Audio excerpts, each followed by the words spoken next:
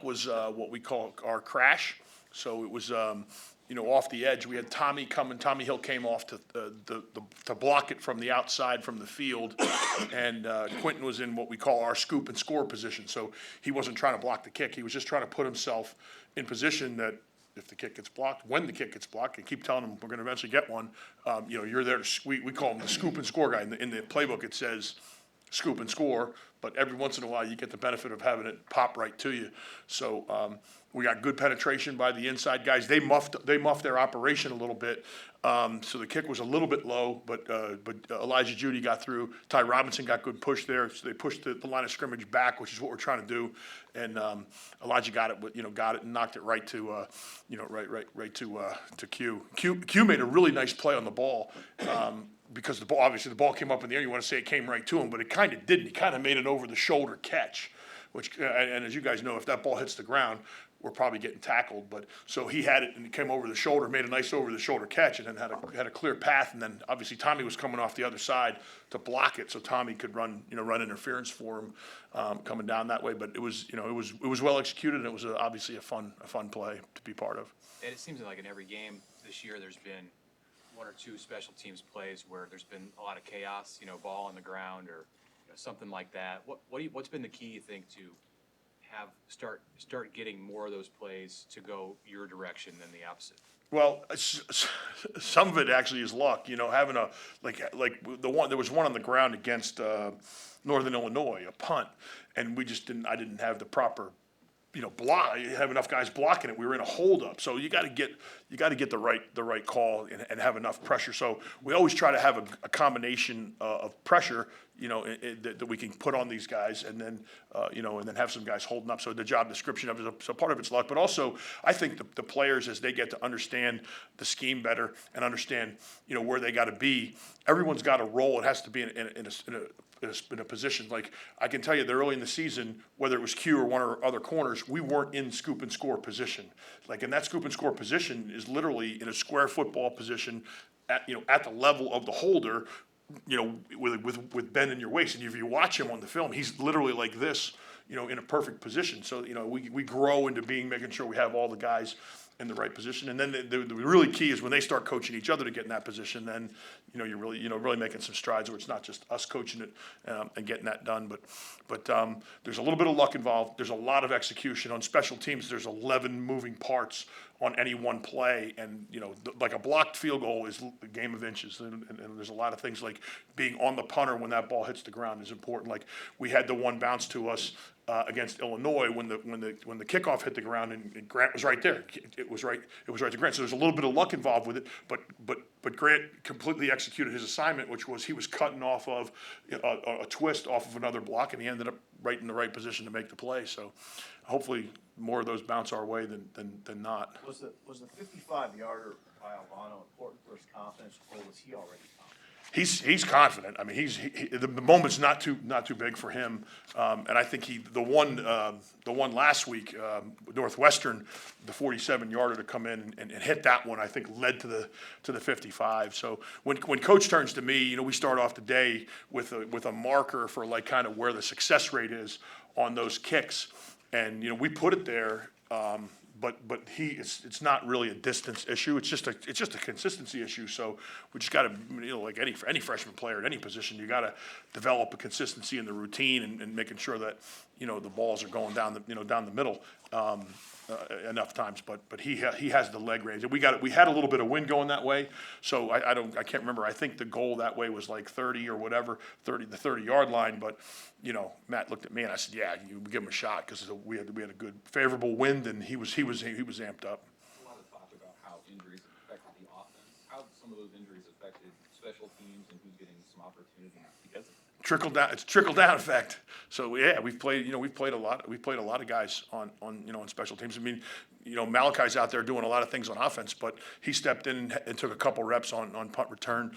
we played with, Stewart's played some for us, just stepped in there, and these are playing in spots where you might not notice them, but, we played some freshmen, we played some young guys. Kobe Bretz has done a good job for us, and we've had guys like Taggy and Snodgrass and some guys that don't play a ton on the regular scrimmage snaps that are playing a lot for us, and they're doing a good job. So we're using a lot of guys. I think we used 46 guys in the last game on special teams, and we're using it's the next man up mentality like it is everywhere else. It's not like, well, this guy's down, what do we do? It's okay, here's an opportunity for the next guy to come in and try to make a play. So we've had a lot of guys that have stepped up and done some good things for us. I know you looked at Ethan Nation at punt returner. Is he a guy that could get some opportunities in November? Yeah, he could. I mean, he's definitely growing in the position, and I don't know what's going to happen with Billy, but Billy was catching the ball for us pretty good. But we need work on that.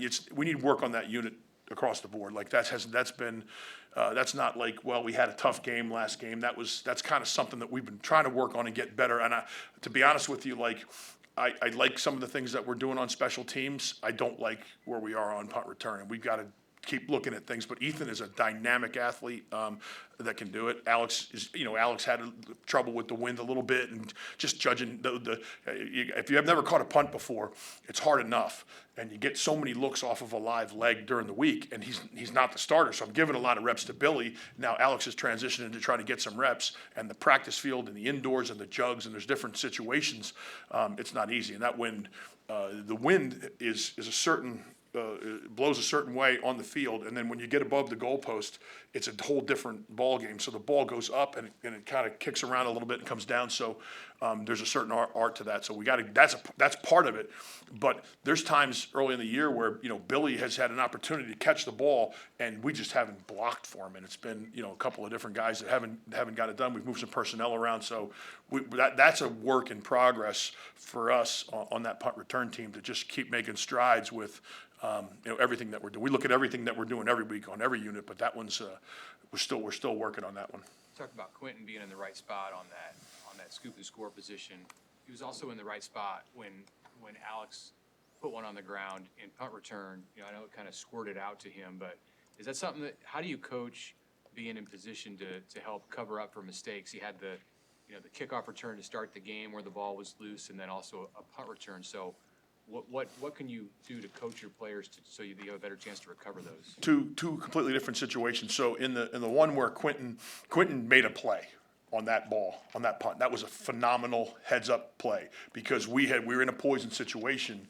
When I say poison situation, because he fair caught the ball, we're telling the guys to get away from him because a lot of times, you're going down there and Quentin's blocking for him, and we're yelling poison from the sideline so that he knows that it's a fair catch. So now he starts to veer away. He was actually veering away from the returner, but as he veered away, he kept his eyes on the returner, which a lot of guys won't do. And he did it just a veteran player. He came back around, he squared his eyes, and he saw the ball, and he just went. He was on it like a shot. It was just a really opportunistic, outstanding play by him. The other plays are different. We have a saying, in terms of the piles with the kickoff. Snods knows he's got to do a better job holding on to that ball. Obviously, we can't put the ball on the ground. But the ball's on the ground, and there's a pile. We're coming out. We're coming out of the pile. With the ball, and Mackay came out of the pile. He had the ball, so we actually got the ball back, but they had it for long enough, I guess, off the review where they deemed that the ball was down, and it didn't happen on that one. But we're coaching that one when the ball's in the pile there, that we're doing creatively finding ways to come out of the pile with the ball. We've had a lot of positive game-changing plays on special teams, especially the last couple of weeks, even going to Minnesota and the fake field goal against Northern Illinois.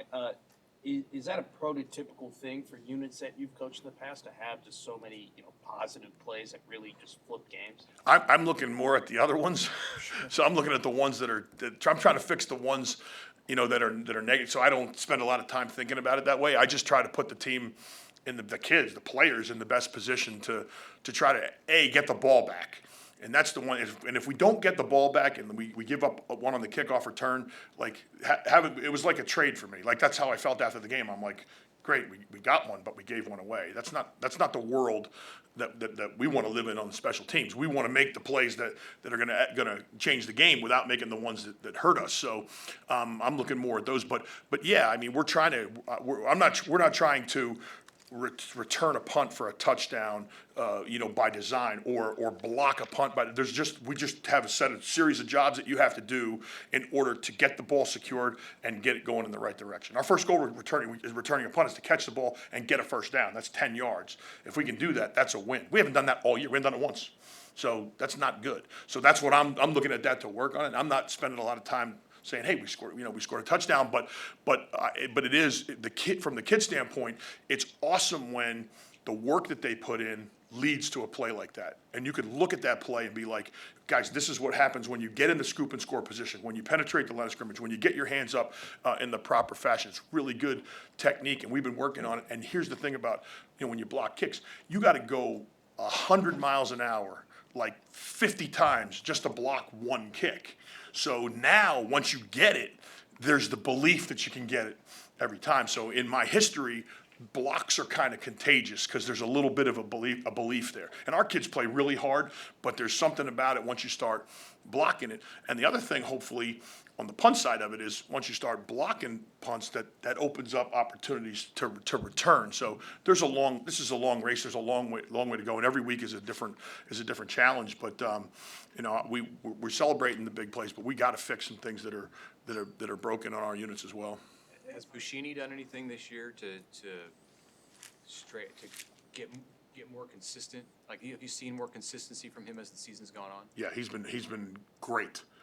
Like he if you look at him after the Colorado game in the punts where he's placed the ball and his hang times, and he has had one punt with the wind where I said, let it rip, and it was that 59-yarder the other day. It was he's like, coach, but it's on he knew it. He was like, coach, I'm going to pooch this ball because I don't want to hit it in the end zone. I said, you've been pooching enough balls now. Let this one rip and let's see where it goes. And the thing went 60 yards. The thing was that would have been a 75-yard punt if the ball was back any further. And it was about a 4.8 hang time. So I've limited him, but it's the situations that have limited him to where his numbers, I'm not a numbers guy when it comes to the punt. If you got a punter that's out there and he's putting the ball, in the spot that you needed to put, and you're making hits like Mondo made, where the ball's caught and we're hitting him right away, you got some operational things that are working. That punt was placed perfectly. It was into probably a 15-mile-an-hour wind, and it went 44 yards with a 4.4 hang time, and gave Mondo enough time to go down there, get released, and make that play for a net gain of 0. So those are the things that we're really focusing on. And if you look at him over the course since Colorado, he's missed hits and balls. Sean, don't get me wrong, but he has really done a good job of putting the ball where we want it to go, and and going and fielding it and making the play. One more thing. You mentioned belief.